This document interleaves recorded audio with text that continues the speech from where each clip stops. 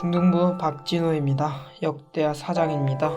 솔로몬이 또 놋으로 제단을 만들었으니 길이가 20규빗이요 너비가 20규빗이요 높이가 10규빗이며 또 놋을 부어 바다를 만들었으니 지름이 10규빗이요 그 모양이 둥글며 그 높이는 5규빗이요 주위는 30규빗 길이의 줄을 두를만 하며 그 가장자리 아래에는 돌아가며 소 형상이 있는데 각 규빗에 소가 10마리씩 있어서 바다 주위에 둘렸으니 그 소는 바다를 부어 만들 때에 2줄로 부어 만들었으며 그 바다를 놋의 황소 12마리가 바쳤으니 3마리는 북쪽을 향하였고 3마리는 서쪽을 향하였고 3마리는 남쪽을 향하였고 3마리는 동쪽을 향하였으며 바다를 그 위에 놓았고 소의 엉덩이는 다 안으로 향하였으며 바다의 두께는 한 손 너비만 하고 그 둘레는 잔 둘레와 같이 백합화의 모양으로 만들었으니 그 바다에는 3000밭을 담겠으며 또 물두멍 10개를 만들어 5개는 오른쪽에 두고 5개는 왼쪽에 두어 씻게 하되 번제에 속한 물건을 거기서 씻게 하였으며 그 바다는 제사장들이 씻기 위한 것이더라. 또 규례대로 금으로 등잔대 10개를 만들어 내전 안에 두었으니 왼쪽에 5개 오른쪽에 5개이며 또 상 10개를 만들어 내전 안에 두었으니 왼쪽에 5개요 오른쪽에 5개이며 또 금으로 대접 100개를 만들었고 또 제사장의 뜰과 큰 뜰과 뜰 문을 만들고 그 문짝에 놋을 입혔고 그 바다는 성전 오른쪽 동남방에 두었더라. 후람이 또 솥과 부삽과 대접을 만들었더라. 이와 같이 후람이 솔로몬 왕을 위하여 하느님의 성전에서 할 일을 마쳤으니 곧 기둥둘과 그 기둥 꼭대기에 공 같은 머리둘과 또 기둥 꼭대기에 공 같은 기둥 머리를 가리는 그물들과 또 그 그물들을 위하여 만든 각 그물에 2줄씩으로 기둥 위에 공 같은 두 머리를 가리는 석류 400개와 또 받침과 받침 위에 물두멍과 한 바다와 그 바다 아래에 소 12마리와 솥과 부삽과 고기 갈고리와 여호와의 전에 모든 그릇들이라. 후람의 아버지가 솔로몬 왕을 위하여 빛나는 놋으로 만들 때에 왕이 요단 평지에서 숫꽃과 스레다 사이에 진흙에 그것들을 부어내었더라. 이와 같이 솔로몬이 이 모든 기구를 매우 많이 만들었으므로 그 놋 무게를 능히 측량할 수 없었더라. 솔로몬이 또 하나님의 전이 모든 기구를 만들었으니 곧 금 제단과 진설병 상들과 지성소 앞에서 규례대로 불을 켤 순금 등잔대와 그 등잔이며 또 순수한 금으로 만든 꽃과 등잔과 부젓가락이며 또 순금으로 만든 불집게와 주발과 숫가락과 불 옮기는 그릇이며 또 성전 문 곧 지성소의 문과 내전의 문을 금으로 입혔더라. 아멘. 하늘에 계신 우리 아버지여, 이름이 거룩히 여김을 받으시오며 나라가 임하옵시며 뜻이 하늘에서 이룬 것 같이 땅에서도 이루어지이다. 오늘날 우리에게 일용할 양식을 주옵시고 우리가 우리에게 죄 지은 자를 사하여 준 것 같이 우리 죄를 사하여 주옵시고 우리를 시험에 들게 하지 마옵시고 다만 악에서 구하옵소서.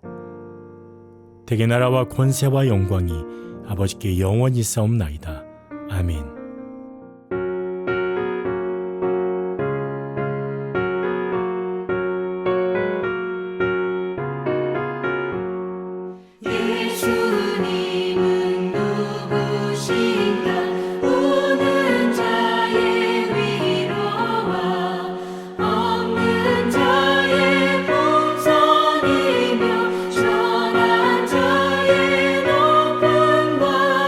잡힌 자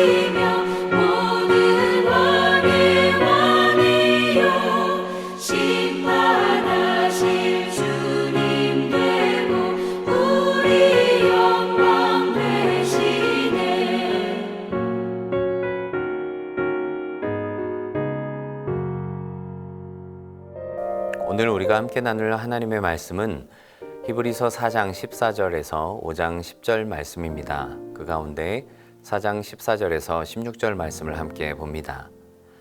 그러므로 우리에게 큰 대제사장이 계시니 승천하시니 곧 하나님의 아들 예수시라. 우리가 믿는 도리를 굳게 잡을지어다. 우리에게 있는 대제사장은 우리의 연약함을 동정하지 못하실 리가 아니요 모든 일에 우리와 똑같이 시험을 받으신 이로되 죄는 없으시니라. 그러므로 우리는 긍휼하심을 받고 때를 따라 돕는 은혜를 얻기 위하여 은혜의 보좌 앞에 담대히 나아갈 것이니라. 아멘. 오늘도 때를 따라 돕는 하나님의 풍성한 은혜가 나타나는 하루 되기를 축복합니다. 히브리서의 수신자들의 특징 가운데 하나는 예수님을 믿고 그리스도인이 되었지만은 다시 유대교로 돌아가려는 사람들이 있다는 것이었습니다. 그래서 히브리서는 이들을 위하여서 그리스도의 우월성을 전하는 데 많은 부분을 할애하고 있습니다. 천사보다 우월하신 분, 또 모세보다 우월하신 분, 또 레위 제사장 등과 계속해서 비교하면서 이 예수님의 우월성을 변증하고 있죠. 그런데 오늘 본문에 나타난 예수님을 가리키는 특별한 표현이 있습니다. 그것은 바로 큰 대제사장이라는 표현이죠. 성경에서 이곳에만 등장하는 독특한 표현입니다. 14절 말씀은 그러므로 우리에게 큰 대제사장이 계시니 라고 말씀합니다. 대제사장도 다른 제사장들보다 크다는 의미가 담겨 있는데 큰 대제사장이라고 부르고 있습니다. 사실 히브리서 3장 1절에 예수님을 대제사장으로 언급하고 있죠. 그러면서 예수님의 직분을 중보자인 대제사장과 연결해서 보여주고 있습니다. 하지만 예수님의 대제사장직은 특별합니다. 예수님의 제사는 한 번에 영원한 효력을 나타낸 완전한 제사이기 때문입니다. 그렇기 때문에 대제사장이라는 예수님의 직분 앞에 큰이라는 수식어를 붙인 것이죠. 이 큰이라는 단어 메가스는 지위나 품위와 관련하여서 인격적으로 훌륭함을 나타낼 때 쓰이는 표현입니다. 사람과 관련해서 쓰일 때는 높은 또 위대한이라는 뜻을 가지고 있죠. 따라서 오늘의 말씀의 표현처럼 큰 대제사장이라는 표현은 예수 그리스도의 대제사장직이 구약의 레위 계통의 대제사장보다 훨씬 우월함을 나타내는 표현입니다. 그런데 이런 큰 대제사장이신 예수님이 과연 우리와 어떤 관계가 있을까요? 히브리서 기자는 오늘 본문 말씀을 통해 자연스럽게 우리를 기도의 자리로 안내합니다. 오늘 본문 말씀은 결론적으로 이렇게 말씀합니다. 16절입니다. 그러므로 우리는 긍휼하심을 받고 때를 따라 돕는 은혜를 받기 위하여 은혜의 보좌 앞에 담대히 나아갈 것이니라. 아멘. 오늘도 예수님을 의지하여서 은혜의 보좌 앞에 담대히 나아갈 수 있는 성도들 될 수 있기를 바랍니다. 먼저는 우리가 예수 그리스도를 믿는 신앙의 고백 위에 서야 함을 강조합니다. 14절에 이 오늘 본문 말씀을 보면 그러므로 우리에게 큰 대제사장이 계시니 승천하시니 곧 하나님의 아들 예수시라. 우리 믿는 도리를 굳게 잡을지어다 라고 말씀합니다. 오늘 본문은 먼저 큰 대제사장이신 예수님께서 어떤 분이신가, 그 믿는 도리를 굳게 잡아야 한다라고 말씀합니다. 그리고 두 가지의 큰 특징을 언급하죠. 하나는 그분이 승천하신 분이라는 것입니다. 또 하나는 하나님의 아들이시라는 것이죠. 이것은 참된 중보자로서 다른 레위 제사장들과는 다른 예수 그리스도만의 독특한 사역이라는 것입니다. 예수님은 십자가에 죽으셨지만 죽음을 이기시고 부활하셨습니다. 무덤에서 일어나 또 하늘로 올라가시고 하늘 보좌 우편에 앉으신 분이십니다. 이어지는 하나님의 아들이라는 표현은 하나님과 동등한 신성을 가지신 분이라는 말이죠. 히브리서 기자는 이 예수님에 대하여서 우리가 믿는 도리를 굳게 잡아야 한다라고 말씀합니다. 바로 이 신앙의 고백이 우리에게 있어야 한다는 말입니다. 우리의 기도에는 하나님께서 보내신 이 구원자 되시는 예수 그리스도에 대한 확고한 믿음과 또 바른 신앙의 고백이 전제가 되어야 합니다. 바른 믿음에 대한 고백 없이 드리는 기도는 다른 종교에서 하는 소원 비는 행위와 다를 바 없습니다. 우리를 구원하시고 건지신 예수 그리스도, 그분의 탄생과 사역, 또 고난과 죽음, 부활과 승천과 재림, 성경이 말씀하신 이 하나님의 아들로 이 땅에 오신 예수님을 나의 구주로 고백하는 아름다운 신앙의 고백이 또 우리의 기도의 터가 되기를 소망합니다. 두 번째 중요한 것은 큰 대제사장이신 예수님께서 우리를 잘 아시는 중보자 되신다는 사실입니다. 당시 유대인들에게는 이게 참 이해하기 힘든 개념이었습니다. 왜냐하면 하나님은 거룩하신 분이시고 인간과는 완전히 다른 존재이기 때문에 인간 세계와는 차원이 다른 곳에 계시고 또 인간의 경험과는 무관한 분으로 생각했기 때문입니다.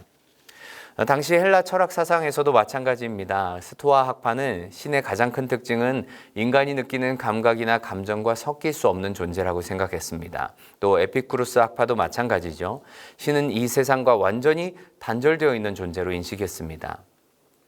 놀라운 능력과 기적을 나타내신 분, 하나님과 동일한 신성을 가지신 분, 그분이 인간과 같다고 생각하는 게 뭔가 조금 부자연스럽게 느껴질 수 있다는 것이죠. 그러나 오늘 말씀은 분명히 우리에게 말씀합니다. 15절, 우리에게 있는 대제사장은 우리의 연약함을 동정하지 못하실 이가 아니요 모든 일에 우리와 똑같이 시험을 받으신 이로되 죄는 없으시니라 라고 말씀합니다. 이전 성경에는 우리의 연약함을 체휼하지 아니하는 자가 아니오 라고 번역이 되어 있죠. 인간과 같은 마음으로 느끼고 또 동정심을 갖고 우리를 바라보시는 분이라는 말입니다. 하나님의 아들로 오셨지만 태어남과 자람의 과정을 거쳤습니다. 실제로 예수님도 공생의 사역 앞에서 사탄의 시험을 받으셨습니다. 배고픔과 피곤, 또 슬픔과 아픔, 고통과 또 심지어는 죽음의 자리에 이르기까지 인간이 당하는 모든 감정과 상황을 그분은 몸소 경험하셨습니다. 여러분, 내가 아플 때 다른 건강한 사람이 찾아와서 나를 위로해 주는 것은 별로 크게 큰 위로가 되지 못할 때가 많죠. 옆에서 함께 힘들어하는 사람 혹은 같은 아픔을 경험했던 사람의 위로는 다르게 다가옵니다.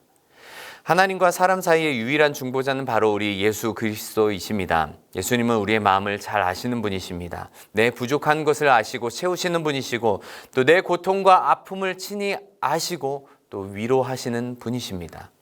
그러나 죄는 없으시기 때문에 우리의 모든 죄를 용서하시는 십자가를 대신 지신 분이십니다. 그분이 우리 옆에 계시고 또 우리 안에 거하십니다.